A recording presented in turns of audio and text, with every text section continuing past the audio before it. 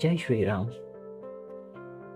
क्या आप जानते हैं कि श्री कृष्ण का नाम दामोदर कैसे पड़ा? अगर आप जानते हैं तो कमेंट सेक्शन में हमें जरूर बताएं।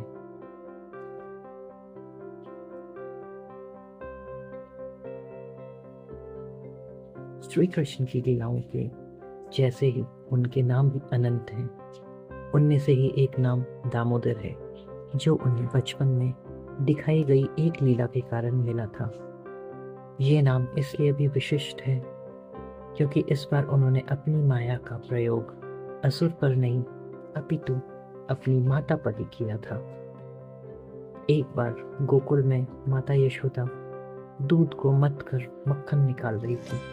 उसी समय श्री कृष्ण वहां आए और दूध पीने की जिद करने लगे। उनका मनोहर मुख देखकर वैसे ही माता यशोदा सब काम भूल जाती थी।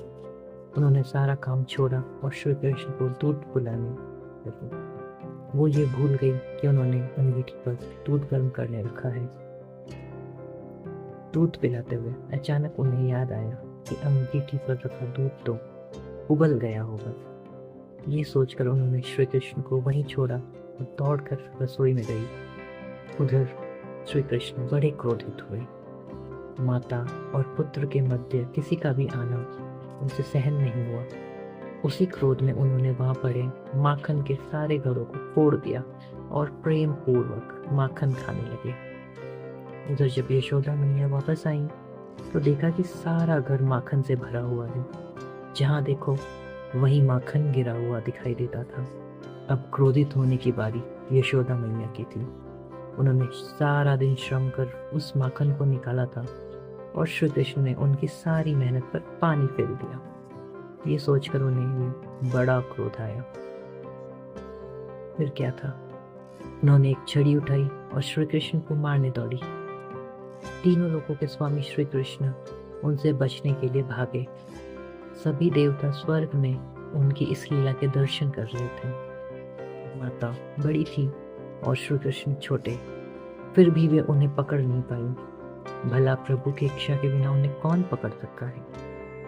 अंत में वे थक कर वहीं भूमि पर बैठ गई। जब श्री कृष्ण ने देखा कि लीला कुछ अधिक ही हो गई है और माता थक चुकी है, तो वे स्वयं उनके पास पहुंचे। उन्होंने प्रेम पूर्वक मैया का पसीना पोंछा, किंतु इतना श्रम करने के कारण यशोदा का क्रोध और बढ़ गया था। उन्होंने झट से कन्हैया को पकड़ लिया। इसे प्रभु की ही लीला कहेंगे। उन्होंने समझा कि मैंने कान्हा को पकड़ लिया। वे क्या जानती थी कि उनकी इच्छा के बिना उन्हें कोई पकड़ नहीं सका है। अब उन्हें दंड क्या दें। उन्होंने सोचा कि कृष्ण को इस ओखली से बांधकर घर का सारा काम निपटा ले, पर श्री कृष्ण को भला कोई बांध सका है। उनकी एक और लीला आरंभ हुई। यशोदा ने एक रस्सी उठाई और जब उससे श्री कृष्ण को बांधना चाहा, वो उस रस्सी उनके पेट से 2 अंगुल छोटी पड़ गई। उन्होंने दूसरी रस्सी पहली रस्सी के साथ जोड़ी, लेकिन रस्सी फिर 2 अंगुल छोटी पड़ गई। अब तो यशोदा ने एक के बाद एक रस्सी जोड़ना आरंभ किया, किंतु हर बार रस्सी 2 अंगुल कम ही पड़ती रही। मैया खींचती रही और श्री कृष्ण हंसते रहे। उनकी ये लीला इसी प्रकार बहुत देर तक चलती रही। श्री कृष्ण को ना बंधना था ना वो बंधे।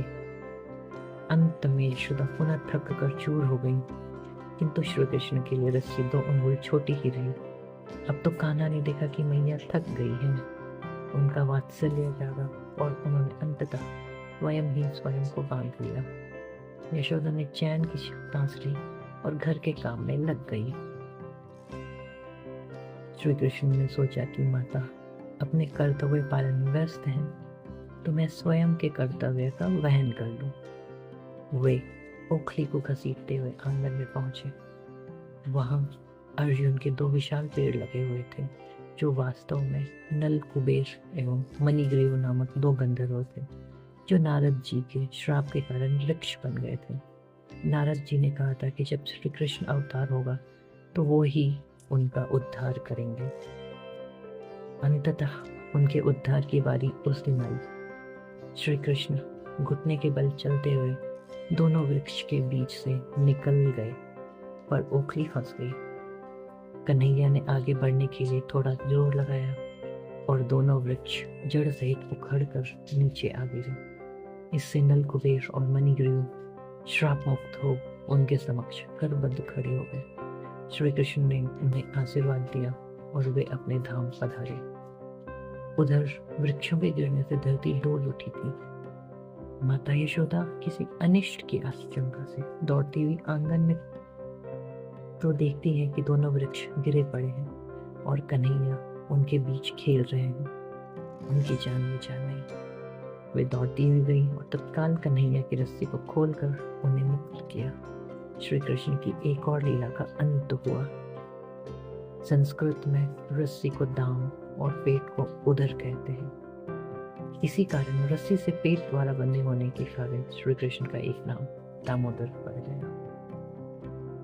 आशा है आपको यह कहानी पसंद आई होगी। धन्यवाद।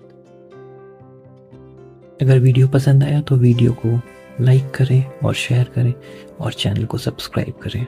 Thank you.